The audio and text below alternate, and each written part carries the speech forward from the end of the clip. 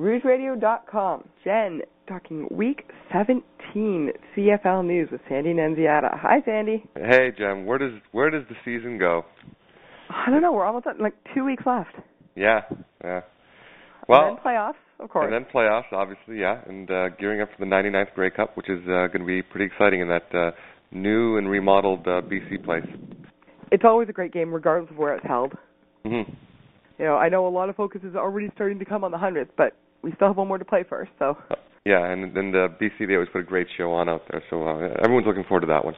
Oh, it's going to be great fun. Can't wait to get out there. Yeah. So we start off with 2 games on Friday night that really shouldn't have been very entertaining in that there was a very much favored team and a team that was definitely already out of the playoffs. All right, we have the Eskimos at the Argos. Argos are out of the playoffs, have been for a couple of weeks. Mm-hmm. But came up with a surprising win last week. Well, yeah, so you know that's it's an anomaly in this league, and I think that's pretty much why everyone has really enjoyed CFL football this time around is just because of the parity involved, and there's not that much of a difference between the talent level from first place to 8th place, and it just goes to show you that anybody is capable of winning on any given weekend. But a couple of things conspired against the Calgary Stampeders last week, and that went in the favor of Toronto Argonauts. And this week, it was a tale of 2 different teams. And when I say that, with respect to Edmonton, this was a different team in the first half than it certainly was in the second half. And the Toronto Argonauts almost came back to steal one from the Edmonton Eskimos. They did. Of course, the big news from this game is Chad Owens becoming the first player in pro football history, not just Canadian football history, but professional football history, to have back-to-back 3,000 all-purpose yard seasons. Yeah, and it's just a remarkable accomplishment, and I think it speaks to the dedication and the hard work that a guy like Chad Owens always brings to the office, so to speak, and you can't say enough about it. And I think it's important that as CFL fans, as CFL players, as ambassadors and advocates of the league, that we have to celebrate those moments, and certainly back-to-back 3,000 all-purpose yard seasons is just an incredible accomplishment. And I can't say enough about Chad as a person, and certainly his accomplishments on the field speak for themselves. I know a lot of people were surprised that there wasn't any kind of ceremony when this happened, because of course it happens middle of the game. Yeah. And yet nothing was done, which is in stark contrast to a couple of weeks ago when Anthony Calvillo got the all-time passing yard. There's records and then there's records, and obviously the one that Anthony Calvillo set and Damon Allen before that, it holds some kind of cachet, and I think the league wanted to definitely recognize 18 years of accomplishments by Anthony Calvillo. And that's not to say that Chad Owens is not worthy of his 5 minutes of fame stopping the game, but I respect the CFL's decision that they didn't want to disrupt the continuity of the game. But having said that, like I said, I think it's important that we recognize the accomplishments of Chad Owens, and if not for his family, then certainly for the Toronto Argonauts family, and the 19,000 dedicated fans that were sitting in those seats. I think if the CFL wasn't about to do anything, I certainly think it was incumbent upon the Toronto Argos organization to stop the game. They're not really playing for anything at this point.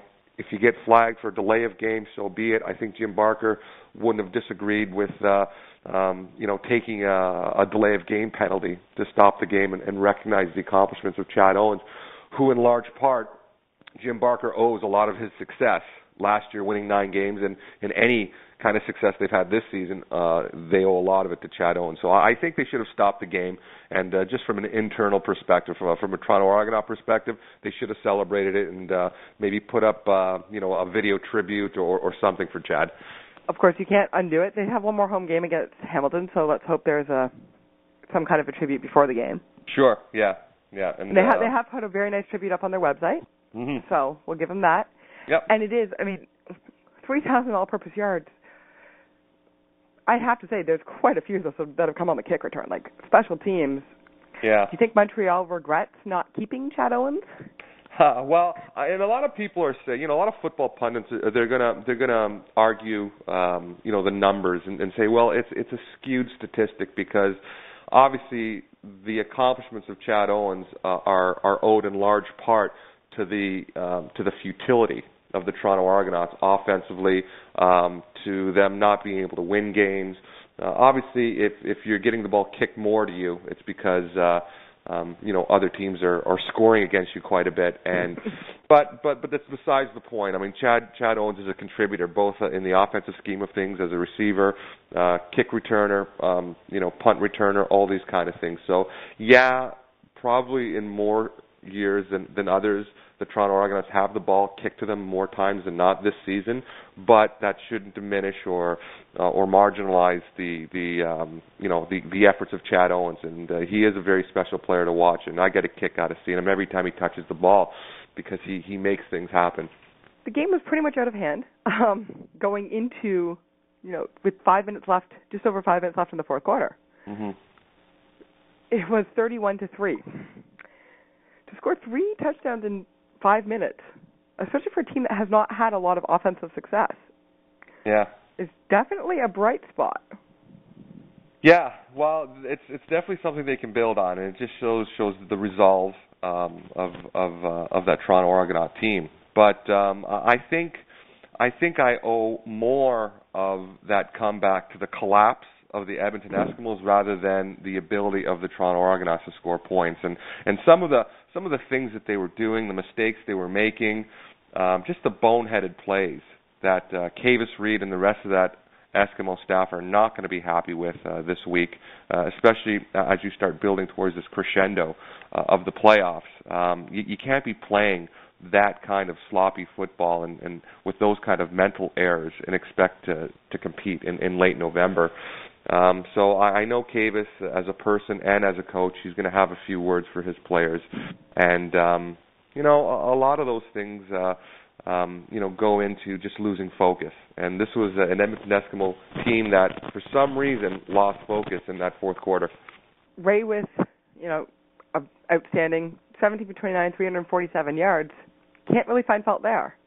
A couple of fumbles. Messam had 2 fumbles, 1 lost. Fred Stamps had a fumble. Fairly uncharacteristic of those two. So it was more of a off night all around. Yeah, and if you just look at some of the play calling, I mean, obviously the onside kick, you kind of expect it. They muffed that one. Some poor tackling, some pass interference calls. Obviously, with 33 seconds left, why aren't you just taking a knee and getting into the locker room? Why are you running the ball and risking fumble? And sure enough, they hand the ball off to Jerome Messam. And obviously, he's a good running back. He runs hard, but he does tend to run a little upright, and the Argos strip the ball and they get the ball back with 33 seconds left, which could have been the potential tying points for this game. So just some boneheaded plays if you're the Edmonton Eskimos, and I'm sure if they could do some things over, they would. Yeah, that's a definite knee, and there was a lot of questioning, even amongst Argo fans, over why aren't you taking a knee? Are you trying to lose the game? Yeah, it's just it was just one of those baffling experiences, and I was calling the game for TSN, and I was at a loss for words because I come from that organization as well as playing with the Toronto Argonauts. I spent time in the Eskimo organization, and that's a team that plays 60 minutes of football every time, and that's the type of team that Kavis Reed and Rich Stubler, they put on the field to play a game 60 minutes. So it was very uncharacteristic of that team, and it was a little baffling to say the least. Hopefully Edmonton, I don't think they've clinched a home playoff berth yet, but they're closer. Nothing is quite settled in the Western Division yet. Well, they got one game up on both BC and Calgary, and with 2 games left in the season, it's still pretty wide open in the West. It's going to come out to a situation where whatever team can start building towards the playoffs. And obviously, if you're the Edmonton Eskimos, you're on a bit of a winning streak, and you don't want to have any downtime. Calgary's coming off a big win against Saskatchewan, a team that they were supposed to beat at home. But then again, they were supposed to beat the Toronto Argonauts as well, and they lost that one. And obviously, BC was in tough against a Hamilton team that's still, battling for possibly some better, position at the end of the season. So it's all going to come down to which team is peaking just at the right moment. The second Friday night game, we had 2 Friday, 2 Saturday, so a nice compact weekend of CFL. Yeah, I think the schedule makers got it just right. I love the idea of the early game and the late game, and if you could do it on a Friday and a Saturday night, even better. Yeah, the 6:30 start was awkward. The dome was nowhere near as full as it could have been, and it did get more full at about 7:15, 7:30, more traditional football times. I think as people got off of work, grabbed a bite to eat, came to the stadium.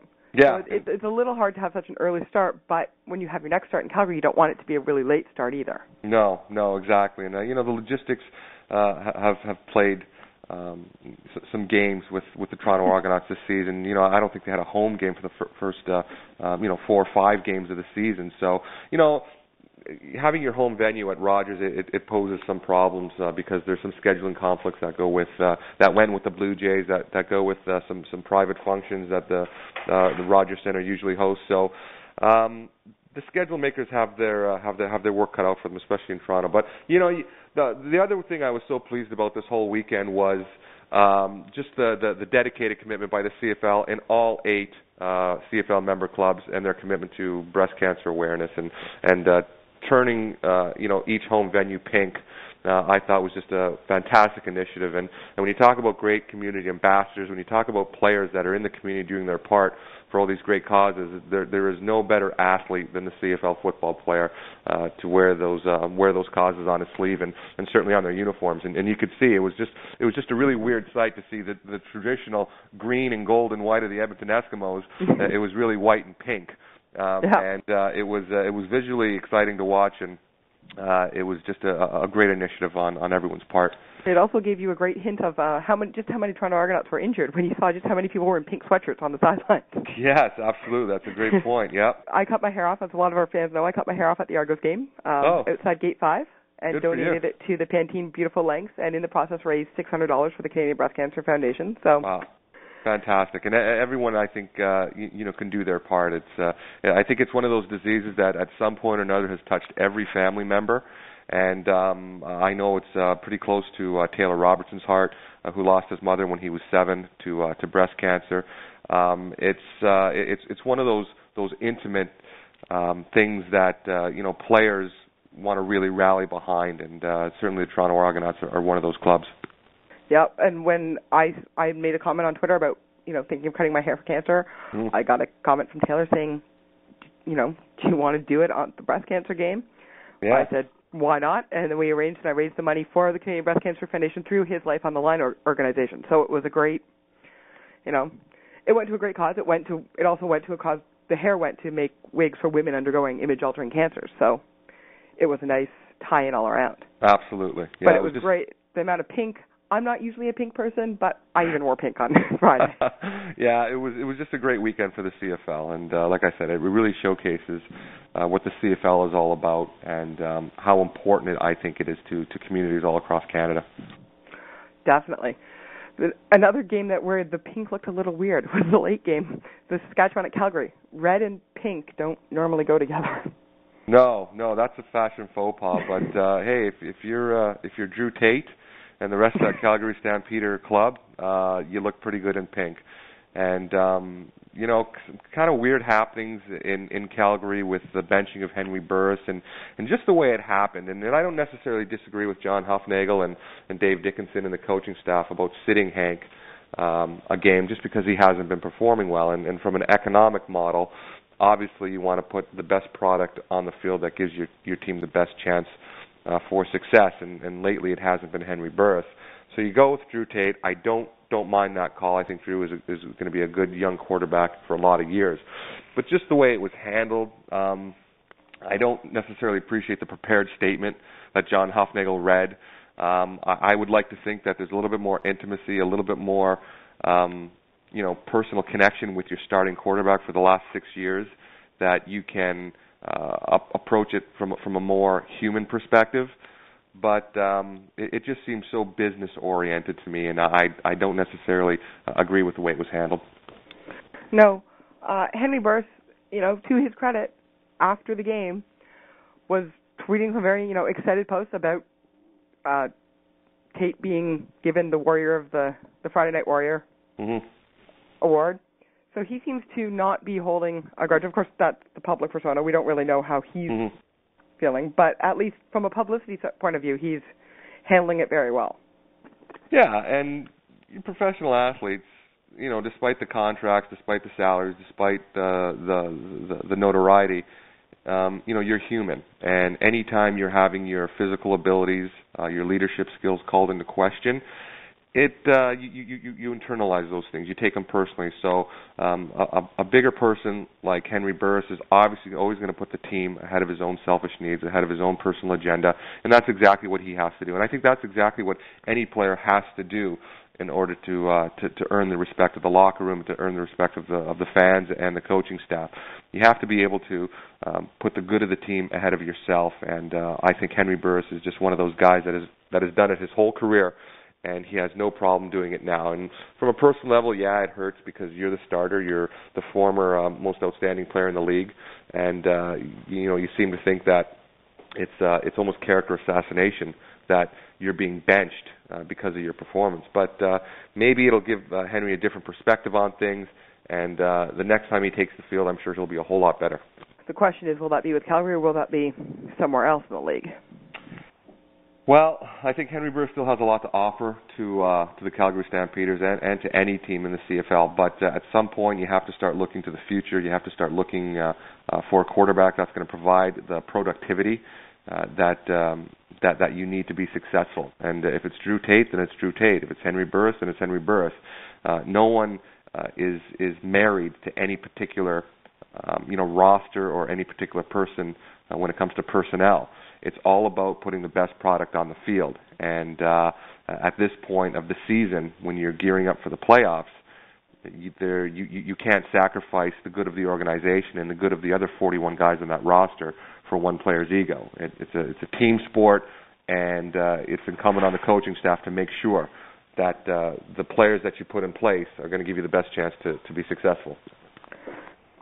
True. The other team involved in this game, Saskatchewan, is also having a little bit of a quarterbacking controversy in that Darian Durant is playing with a broken foot. And with the playoffs out of the question, a lot of fans are wondering whether or not it's wise to be risking, possible worse injury, mobility of a quarterback when there's really nothing to gain. Well, at some point, I don't even think that's a decision in Darian Durant's control or interests. And I know as a player, when I played for 11 years, the question that the training staff always asked me was, if I could go, could you go? And ultimately it comes down to further risk of injury. So if there's nothing more that can be done and there's nothing more that's going to be damaged or injured, and the only question really is a pain threshold, then it's an individual player's decision whether or not he plays or not. And that's the same thing I suspect that's going on in Saskatchewan. I think the doctors have told Darian Durant and the rest of the coaching staff that there's nothing really more that he's going to injure, playing on that foot. There's nothing more that they can do other than rest it and heal it. But if he can put up with the pain, then he can go. Now, having said that, from a coaching perspective, if it limits your ability to be effective, then I don't think that's necessarily the best route to go when putting the best player on the field to make sure that you're successful. If it's going to compromise your performance, and that's the last thing anybody wants to do, then you sit him. But I admire Darian Durant's courage and his conviction to his teammates and to the game. But man, if you can't go and you're not going to be the same Darian Durant, then take yourself out and sit down and give someone else a shot to be successful. Very true. And of course, a foot injury would likely limit his mobility at least a little bit. Well, I think that's been the knock on Darian this whole season, and I don't know whether it's a conscious effort by the coaching staff or Darian Durant just a little gun-shy, but Darian Durant, he's most effective when he's a dual threat kind of quarterback. He can beat you with his pass, and he can beat you with his feet, and I know that's how he gained so much success in this league over the past 2 or 3 years is running for first downs and putting his head down and causing defenses fits, because he was one of those guys that you had to always worry about scrambling out of the pocket. For some reason, he hasn't been doing it at all this year, and I think it's really impacted the fortunes of that Saskatchewan team. And at some point, when the receiving core takes a step backwards and you just don't have those deep threats like you've had in the past, I think you got to carry that a little bit as a quarterback on your shoulders, and you got to get those hard first downs by your feet somehow. And he hasn't been doing that. So whether or not it's affecting his play at this point, I really don't think so, because he hasn't been running all season anyways. But if it's like I said, if it's going to compromise his performance, then sit down. There's nothing left to play for. If it's a situation where you just got to rest the foot, then rest the foot. Start 4 weeks early. Great news for Calgary in that they now have 2 very good quarterbacks. They also have John Cornish has been outstanding the last few weeks. Mm-hmm. Yeah, and again, a lot of people are going to criticize John Huffnagel. A lot of people are going to find fault with the way that he's handled things. But ultimately, I think a lot of people will rally around the decision that John Huffnagel has made, and it's at some point you have to stop. Always succumbing to public pressure and playing your star athletes and just worrying about productivity and putting the best people on the field to win. And he did it with Joffrey Reynolds. He sat him, and John Cornish has just been an exceptional find. And I think we are seeing that evolution occur with the quarterback position as well, with Henry Burris and Drew Tate. So he's all about making sure the best product is on the field, and it's not to say that those guys are can't still perform, but if you're underperforming and underachieving, well, then it's up to the coach to either give you a swift kick in the ass, so to speak, or a kind word. However it's accomplished, the message is the same. We want more out of those positions. And by inserting John Cornish at the running back position, by inserting Drew Tate at the quarterback position, that's the exact message that John Huffnagel has sent his team and the Calgary Stampeder faithful. So it remains to be seen. They've got 2 weeks ahead, so they may still yet have a home playoff date. Mm-hmm. They certainly solidified their chances with a win. The next game, Saturday, the CFL has this great new ad campaign, No Lead is Safe. A lot of people think that when you're playing the Alouettes, of course, well, really, sometimes the lead is safe because they're not likely. Calvillo doesn't normally toss up interceptions. Mm. It's hard to claw back against them. Once they win, they basically play the football equivalent of a neutral zone trap and just kind of shut you down. Yeah. Well, that didn't really happen. No, and it's funny because if you look statistically, Anthony Calvillo has thrown I think the ratio is 16-1 touchdowns to interceptions against this Winnipeg Blue Bomber team. But again, when you have guys like Javon Johnson and Ian Logan, it's a ball hawking secondary, and if you play a team enough times, you get to kind of sink in on a quarterback's tendencies. And not lost in all of this is the new defensive coordinator in Winnipeg. And he comes from that Montreal Alouette system, and he's very, very familiar with Anthony Calvillo and that whole Montreal offense. So I think this is a Winnipeg defense that's very, very well prepared and matches up very, very well against Anthony Calvillo and the rest of that Alouette team. And Anthony Calvillo throws for less than 35% completion percentage against a tough Winnipeg defense. That's not Anthony Calvillo. That's not typical AC. So the Winnipeg Blue Bombers were doing something that were causing him fits. And not lost on all of this is the wind situation. And it's a tough place to play in Winnipeg, obviously, with those swirling winds. And Canada Stadium is just a tough place to perform in as a kicker, as a quarterback. And if you don't understand the environment that you're playing in, you're not going to have a lot of success. We're coming down to the final games at Canada Stadium, too. So, they've got a fabulous new stadium being built in Winnipeg. I don't think the wind situation is going to change. I think that's something that's native to anywhere in Winnipeg. You get these swirling winds, and it turns out the Bombers did the right thing by taking the wind in the fourth quarter. Yeah, absolutely. They had a couple moments of not so great decision making. The end of the first half comes to mind with horrible clock management. Why you wouldn't kick when you're only up by one, not to kick is a little insane. Yeah. But then again, Montreal had horrible clock management at the end of the game, so it kind of evened it out. Well, I thought overall, Brandon Whitaker did a great job running the ball. I mean, he was averaging well over 7 yards per carry, and again, another 100-yard rushing effort. I thought all the elements were there. Montreal defense played very, very well. Other than AC having an off game, and they only still lost by one against a tough Winnipeg team. So I still got to think that Montreal is still the cream of the crop in the East, and anyone that wants to get to the Grey Cup definitely still has to pass through the Alouettes locker room. But give credit to Paul LaPolice and the Bombers. They did enough to hang in there, and you can't say enough against that defense. Limiting to AC to 200 yards, under 200 yards of passing, which is unheard of. They sacked him 6 times, constantly pressured him and hurried him. It was 3 interceptions. 3 interceptions, exactly. This was uncharacteristic Anthony Calvillo, and if he had an off day, it was because of that Winnipeg defense. Don't like using the term Swaggerville, but they did come through. Yes, they did, and you can't say enough for the kickers either. We're going to probably get to the Hamilton BC game. But you got Sean White that goes 6 for 6 in a tough Winnipeg stadium with those swirling winds, and you have Jason Medlock that goes 7 for 7 in Hamilton against the BC Lions. So I think it was a great day for the kickers overall this weekend as well. It's going to be a very tough choice for Special Teams Player of the Week.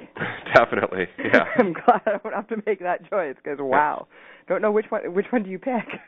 Medlock has been on all season long, but anytime you get a kicker that goes 6 for 6 in Canadian Stadium, with the kind of wind that the kicking teams had to deal with, it's a feather in Sean White's cap. Yeah, it seemed at times that the flags were actually almost spinning. Yeah. Which is, as a kicker, you'd look at that going, what the heck how do you adjust for that? Mm-hmm. When you walk out on the field, it could be blowing against you. When as you start to kick, the wind can change directions. So to be 6 for 6, to be responsible for 19 points, wow. Yeah, that's great. What a kicker. Yeah, and there's a reason that, Bob Cameron and Troy Westwood each played, they played for combined, I think, almost 40 years.